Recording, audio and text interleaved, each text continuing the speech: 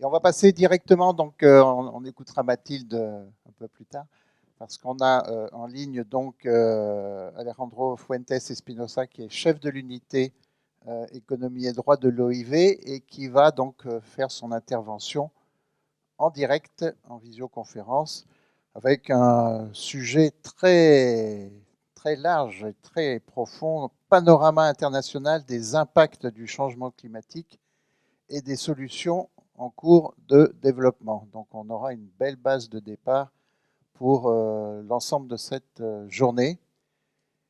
Je le vois, je vois son oreille, je vois son casque. Alejandro, vous êtes à l'antenne. Oui, bonjour. Vous m'entendez? Oui, très bien. Ah, très bien. Merci beaucoup.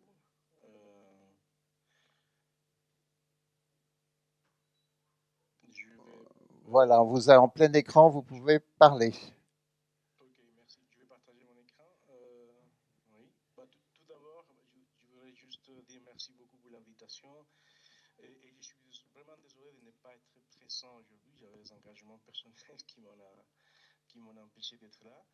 Et voilà, mais dire merci beaucoup au nom de l'OIV, au nom du directeur général de l'OIV, John Barker, pour cette invitation. Et pour nous, c'est toujours un plaisir de pouvoir participer dans ce type d'événement. Je vais passer directement à ma présentation.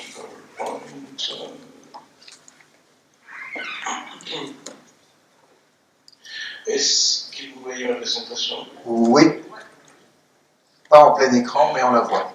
Je vais la mettre en plein écran maintenant. Donnez-moi juste.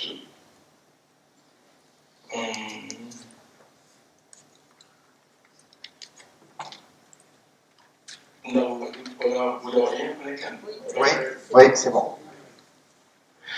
Parfait, merci beaucoup. Donc, comme je l'ai introduit, je suis directeur du département économie et droit, et avant, depuis presque 4 ans, et avant, j'étais directeur de tout ce qui est le département de l'agriculture aussi à l'UV.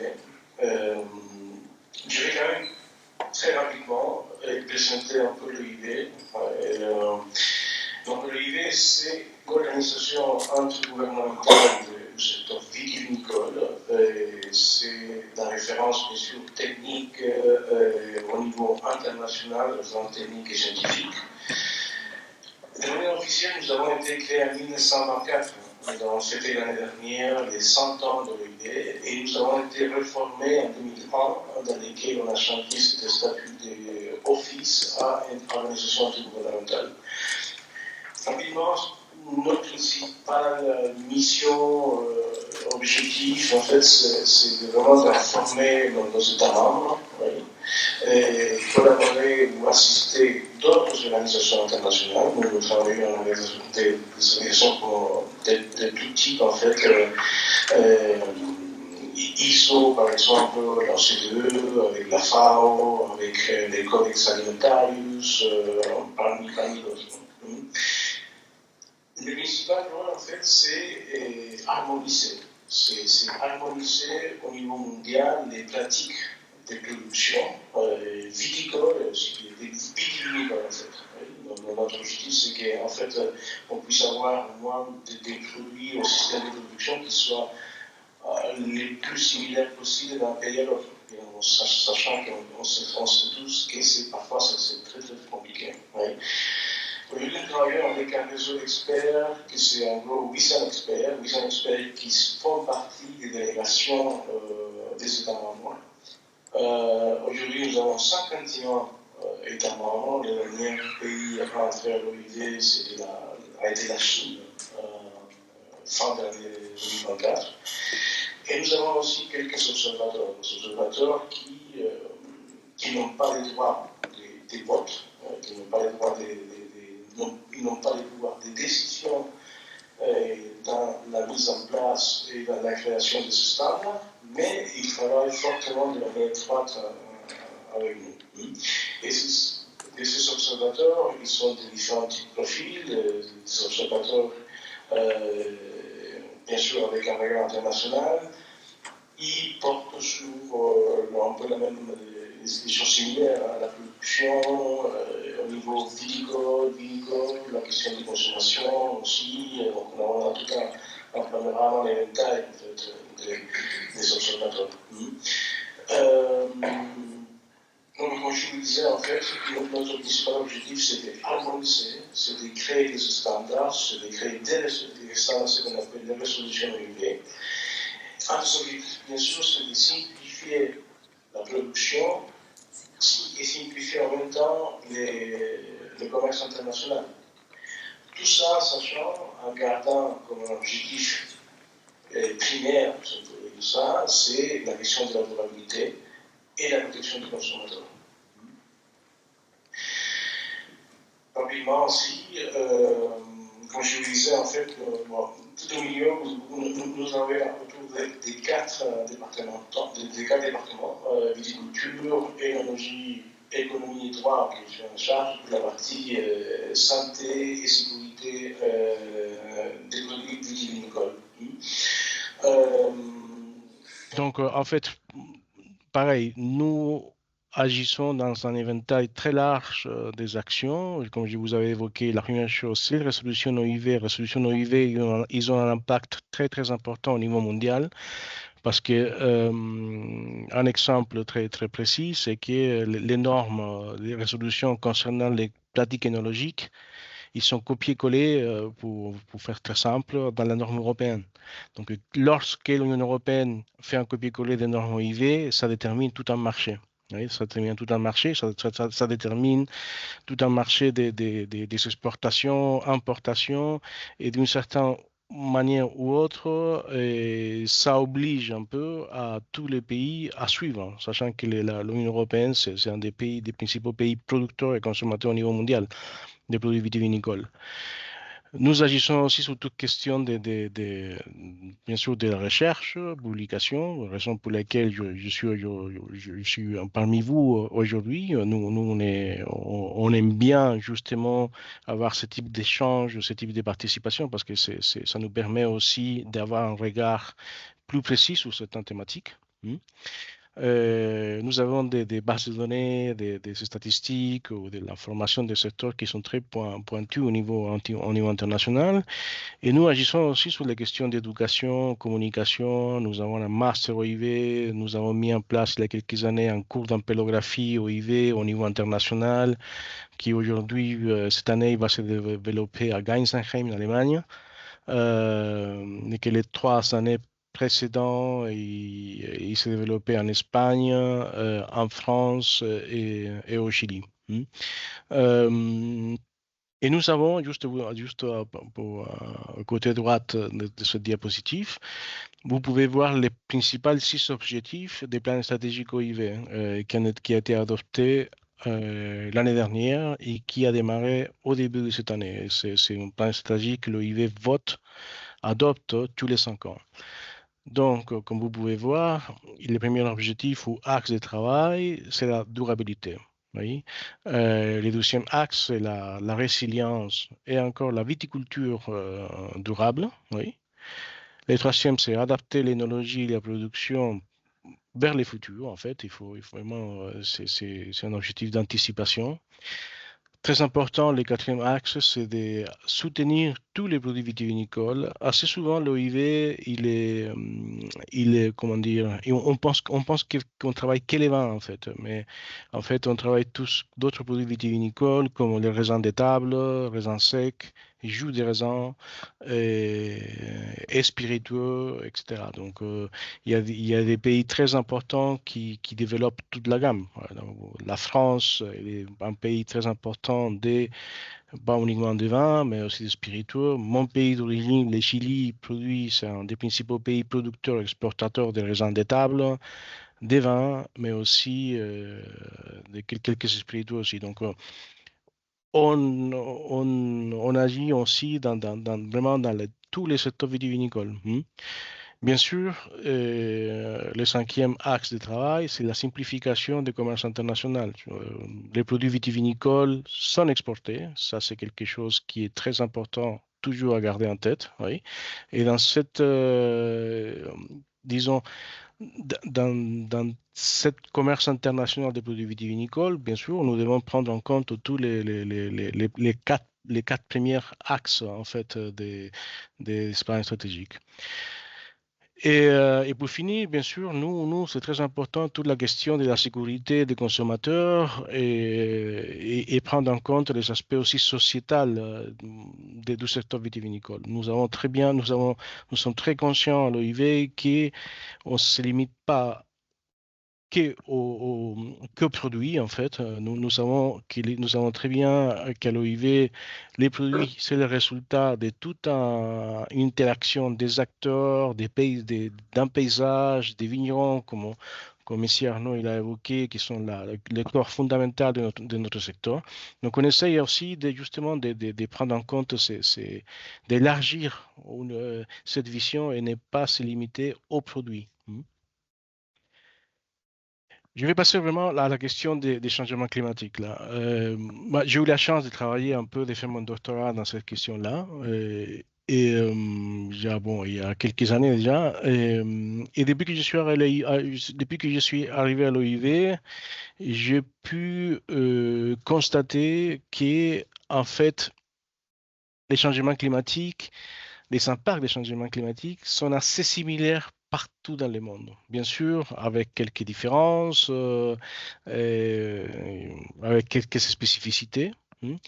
Mais on constate vraiment que les changements climatiques, ça affecte toute la chaîne de valeur du secteur vitivinicole et que c'est des impacts en chaîne, comme on appelle. C'est-à-dire, l'exemple que je vous mets ici, que je pense que vous connaissez très bien, ça peut commencer par les impacts de la qualité des raisins, c'est ce qui aura un impact sur la qualité du vin et qui aura aussi par la suite un impact dans la production de vin et si on va plus loin, un impact dans le mode de consommation, dans la consommation du vin. Oui. Donc c'est un exemple vraiment pour montrer que c'est des impacts en chaîne en fait, et que bien sûr, ça on commence dans les champs, dans les vignes en fait, et ces constats, en fait, on les voit partout au niveau mondial. Dans un sens plus large, je pense que, comme je vous disais, l'OIV, c'est très important pour l'OIV d'élargir notre vision. Donc, on sait très bien que les changements climatiques agissent sur les paysages, la société, les consommateurs, les citoyens, oui, l'économie, les producteurs, etc. Nous savons très bien aussi que les impacts de changement climatique, ils peuvent agir justement à court, moyen, long terme. Je pense que vous connaissez très bien, j'imagine que vous avez en salle des experts, des très bons experts qui connaissent justement ça. Et pareil au niveau local, régional, global. Donc, c'est un phénomène qui malheureusement impacte partout. Et j'ai fini ce diapo en fait parce que justement cette large éventail des impacts, cette façon des impacts en chaîne, d'un point de vue, moi que je suis économiste, ça crée justement des déséquilibres entre l'offre et la demande. Ça, c'est quelque chose qu'on perçoit de plus en plus dans certains pays. Des certaines années que les vignerons ou les récoltes sont affectées, la production est affectée pour des phénomènes climatiques. On voit de plus en plus des pays, c'est pas du tout lié au changement climatique, mais des pays qui mettent des mesures tarifaires, non tarifaires, etc. au niveau international. Donc pareil, on constate un peu qu'il y a une problématique justement de plus en plus marquée entre l'offre et la demande. Et c'est ça qu'on essaie justement en tant qu'OIV de pouvoir agir dans les 51 pays membres. Lorsqu'on parle de changement climatique, là je vous donne vraiment un cadre très général. Ça implique d'autres termes. C'est pour ça que je commençais à vous présenter aussi les plans stratégiques. Oui, quand je vous parlais de durabilité, de résilience, etc. Donc, nous, on essaye toujours, quand on va aborder les sujets, les sujets ou la problématique du changement climatique au niveau international, d'inclure ces 4 termes: adaptation, mitigation, durabilité et résilience. Nous, on essaie de sensibiliser les pays avec une approche, disons, transversale, multidisciplinaire, parce que Je pense que vous le savez tous, le changement climatique ne peut pas être abordé uniquement d'un point de vue, parce que nous savons très bien que c'est un problème majeur et complexe et qui justement nécessite ce type d'approche. Donc, parfois, c'est pas si facile que ça. Ouais, je sais très bien que la France ou d'autres pays européens sont plus avancés dans cette question-là au niveau international. Moi, j'ai eu la chance de pouvoir participer dans un magnifique projet français qui s'appelle le projet La Cave, qui a financé justement ma thèse de doctorat. Oui, magnifique projet et qui montre très bien comment la France, il a vraiment, je pense que c'est un modèle à suivre au niveau international. Ce projet La Cave, par exemple, il a été pris en tant qu'exemple dans d'autres pays. C'est bien pour la France, sachant que même si tout n'a pas été solutionné, abordé, etc., mais c'est un magnifique projet, mais on sait très bien que d'autres pays sont moins avancés. C'est-à-dire parce que pour X raisons, ils ont d'autres priorités, ils n'ont pas les moyens, ils n'ont pas les connaissances, etc. Donc, on sent aussi qu'il y a un déséquilibre ou un décalage très fort en comment les pays abordent cette problématique du changement climatique. Donc voilà, nous, on essaie justement de pouvoir d'inclure ces quatre termes et de pouvoir sensibiliser les pays, tous les pays à la même, disons, à la même ligne, au même niveau. Très important, cette diapo, et là je rentre vraiment dans un exemple, disons, concret. Oui. Comme je vous disais, en 1900, nous avons fêté l'année dernière le centenaire de l'OIV, donc nous avons fait toute une analyse des productions, des principales données statistiques de production, exportation, consommation pour les 100 ans, depuis 1925 jusqu'à 2024. Et c'est assez intéressant. Moi, je vous montre juste un diapo, mais je peux ensuite vous partager toutes les infos concernant la production ou l'analyse qui a été faite pour ces 100 dernières années, en fait. Et ces graphiques illustrent la volatilité de la production. Oui. Ça, vous voyez les pourcentages de variation du volume de la production mondiale des vins d'une année sur l'autre. Comme je vous dis, l'échelle de temps est de 100 ans. Oui. La ligne bleue que vous voyez indique la variation en pourcentage pour chaque année. Un pic élevé indique une variation importante de volume par rapport à la récolte mondiale précédente. Et historiquement, comme vous pouvez voir, nous avons observé des variations allant jusqu'à 30%. Vous voyez, 1900, autour de 1937, nous avons eu une variation de 30%, pareil en 1958, 1962 peut-être, 30%. Mais j'aimerais bien que vous vous concentrez sur la ligne pointillée rouge que vous voyez. En fait, il s'agit de la ligne de tendance du cycle dernier. Ouais, donc, depuis 1924, cette tendance de volatilité est à la baisse, en fait. Oui, la volatilité on peut dire que la volatilité, pardon, a diminué.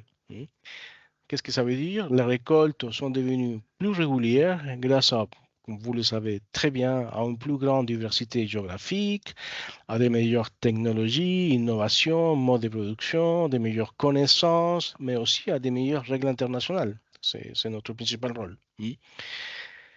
La volatilité, excusez-moi, je ne suis pas francophone, la volatilité a diminué jusqu'à il y a une quinzaine d'années.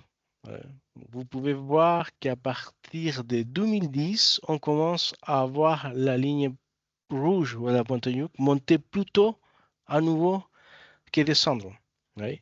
Donc la volatilité est à nouveau en hausse. Bien sûr, des multiples facteurs entrent en jeu sur ça, mais nous attribuons à justement ça, et c'est ce qu'on constate aussi avec les échanges que nous avons avec nos experts au niveau international, 51 pays, 51 États membres, c'est que cette volatilité, la volatilité, pardon, est en train d'augmenter parce que on constate que ces phénomènes extrêmes, ces phénomènes climatiques, à chaque fois qu'on se réunit à l'OIV, ils nous font part justement de cette problématique. Donc, on va commencer à avoir de plus en plus cette remontée de la volatilité, en fait. Ouais.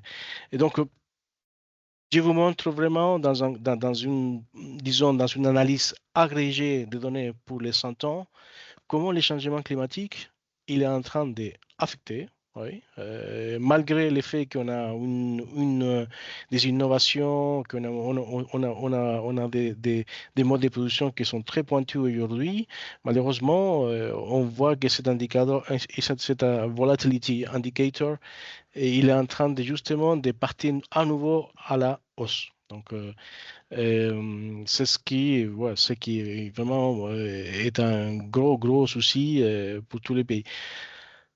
Ça, c'est vraiment, je vous signale que ça, c'est les données agrégées. Ça veut dire que cette tendance-là, bien sûr, il faut l'avoir. On peut l'avoir pays par pays. Là, malheureusement, je n'ai pas le temps de vous montrer tout ça.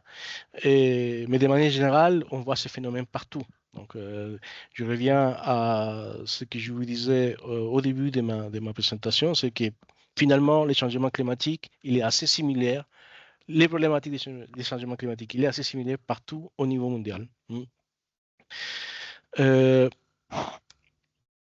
Pardon. Voilà. Donc, qu'est-ce qu'on fait au niveau international? Nous, en tant qu'OIV, nous, bien sûr, on n'interagit pas au niveau du champ directement.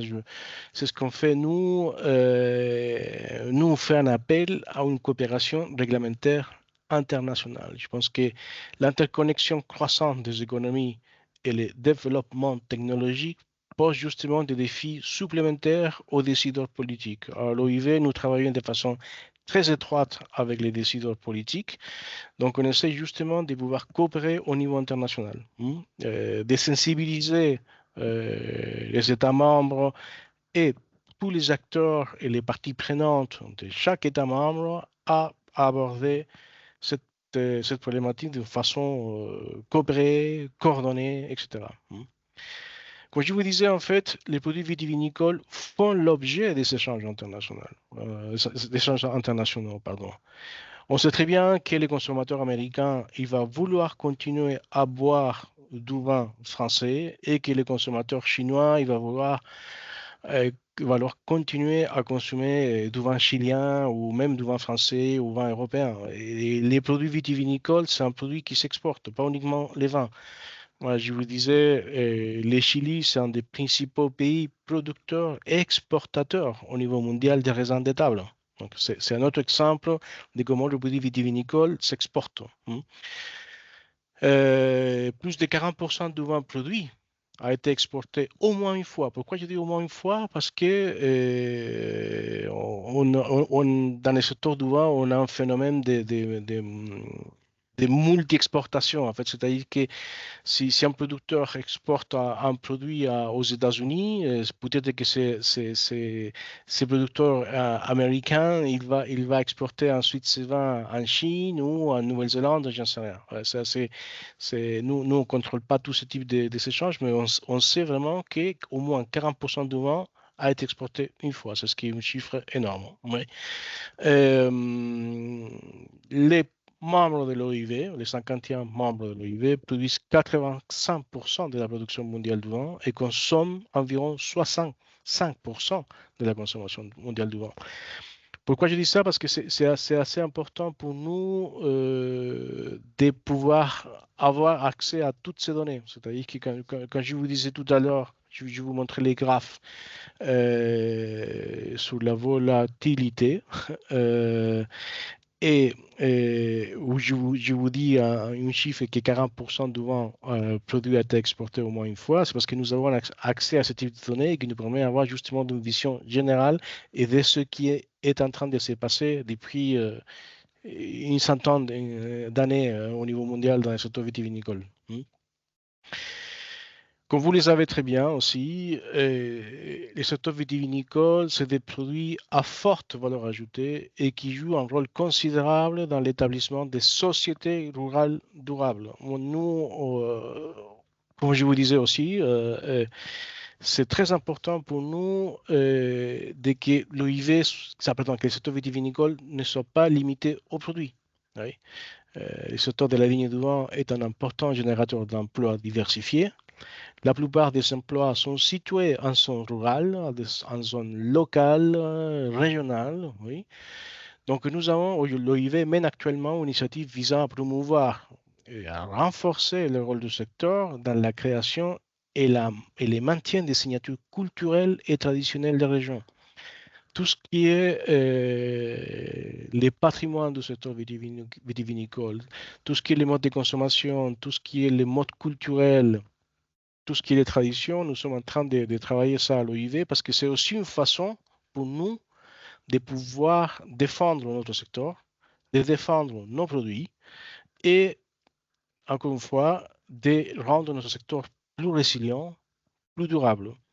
Aujourd'hui, à l'OIV, nous pensons qu'en fait, c'est très important pour nous de pouvoir aussi arriver au consommateur, même si nous n'arrivons pas de manière directe. Oui. Nous aimerions que les consommateurs puissent petit à petit, dans tous les pays, dans tous les États membres, puissent s'identifier à un produit vitivinicole. C'est pas que les vins, c'est comme je vous disais, c'est une société, c'est un paysage local, régional, avec des gens qui produisent, avec des vignerons, etc. Bien sûr, la simplification des échanges commerciaux fondés sur des règles internationales, bien sûr, doit viser à relever les défis environnementaux, sociaux et économiques. Là, je vous cite les 3 piliers de la durabilité. On sait très bien que les produits vitivinicoles vont continuer à être exportés dans 10 ans, 20 ans, 30 ans, même pour les 100 ans prochaines années. Mais on doit de plus en plus intégrer ces 3 piliers. On doit inclure ces 3 piliers de la durabilité. Parce que sinon, le consommateur, il a des attentes très précises parfois, des attentes très générales, mais quand le consommateur il entend parler de durabilité, bon, tôt ou tard, il va vouloir savoir qu'est-ce que c'est. Et si les produits vitivinicoles ne sont pas à l'auteur, bah, je pense qu'on met en risque, il y a un risque fort que la consommation mondiale ou que les secteurs vitivinicoles puissent être en danger, en fait. Très important à dire, c'est que le secteur de la vigne et du vin dispose d'une organisation intergouvernementale, l'OIV. Ouais, je pense qu'aujourd'hui, au niveau international, il y a 2 ou 3 organisations.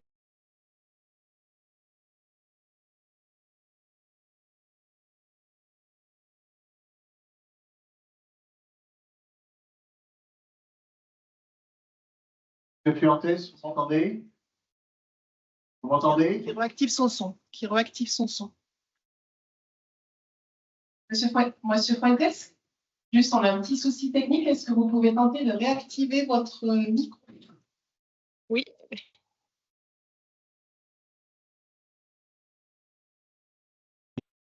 Là, vous m'entendez? Allô? Oui. C'est bon. Ah, pardon. C'est bon? Oui. Merci. OK. Je continue alors? Oui? Oui, c'est bon. C'est bon. OK, bah, j'étais en train de dire en fait que les secteurs de la vigne et du vin disposent d'une organisation intergouvernementale. À ma connaissance. Entendez? Allô? N'arrive jamais seul, il ne vous reste plus que 4 minutes. Je finis dans 2 minutes. Le secteur de la vigne et du vin dispose d'une organisation intergouvernementale, comme je vous disais en fait, et qui élabore des normes pertinentes pour toutes les étapes de la production. À ma connaissance, comme je vous disais, il y a 2 ou 3 organisations internationales qui sont focalisées sur un produit spécifique. Oui.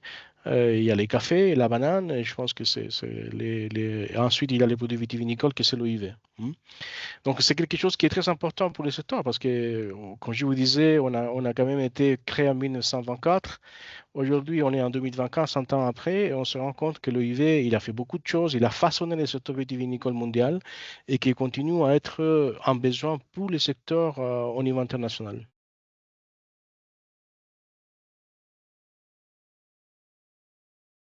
Je crois que votre micro s'est encore coupé.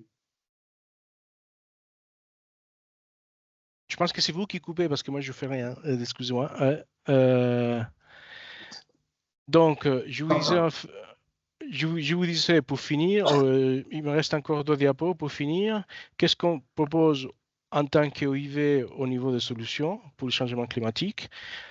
Nous avons des approches très générales. Nous avons ici un verre un peu plus gros, un peu plus foncé. Vous voyez qu'il y a tout un cadre réglementaire qui passe sous la durabilité. Ouais. Le changement climatique, il doit être abordé avec des mesures très spécifiques, des mesures d'adaptation, des mitigations, bien sûr, mais toujours dans un cadre de durabilité. Ensuite, nous avons des actions très spécifiques. Et là, c'est des exemples, c'est pas tout. Hein. C'est des exemples dans lesquels, par exemple, vous voyez dans un verre un peu plus clair des lignes directrices pour la production durable sur des questions de packaging des produits, des lignes directrices pour la production des raisins de table, etc. Donc, et on commence à aller de plus en plus spécifique. Et je vous montre dans une couleur un peu plus jaune, orange, des questions plus précises, que c'est comme la définition des terroirs, et la définition ou les protocoles pour l'utilisation durable de l'eau en viticulture. Donc, on a des résolutions qui vont des plus générales jusqu'aux plus spécifiques pour aborder ces 3 problématiques, que c'est changement climatique, durabilité et résilience. Pour finir, à l'OIV, c'est toujours les défis de l'adaptation. Pour nous, ce défi de l'adaptation doit passer forcément pour le partage des connaissances. Partager les connaissances pour s'adapter au changement climatique et être un leader en matière de développement durable. C'est ce qu'on essaye de travailler à l'OIV. Très important, c'est investir dans la compréhension des nouveaux consommateurs pour voir les vins et les produits vitivinicoles à travers leurs yeux. Comme je vous disais, les consommateurs, ils ont des attentes très diversifiées, très différentes, des nouveaux consommateurs qui approchent, des nouvelles générations, etc. Donc, c'est quelque chose qu'on doit prendre en compte aussi à l'OIV. Toujours avec des approches objectives et scientifiques. Nous sommes une organisation qui est basé sur ça. Et bien sûr, la question de la santé, la société, la question des cultures, patrimoine, fait partie aussi de notre cœur de notre organisation. Et je pense que tout ça, et je finis, c'est soutenir la coopération multilatérale pour la stabilité commerciale, pour les échanges commerciaux, etc., entre les pays, entre les États membres. Je pense que c'est là notre grande force, en fait, c'est d'avoir cette vision générale internationale du secteur vitivinicole qui est basée sur les spécificités de chaque pays membre. Donc, très rapidement, c'est une vision générale de l'OIV et qu'est-ce qu'on fait aujourd'hui. Et merci beaucoup.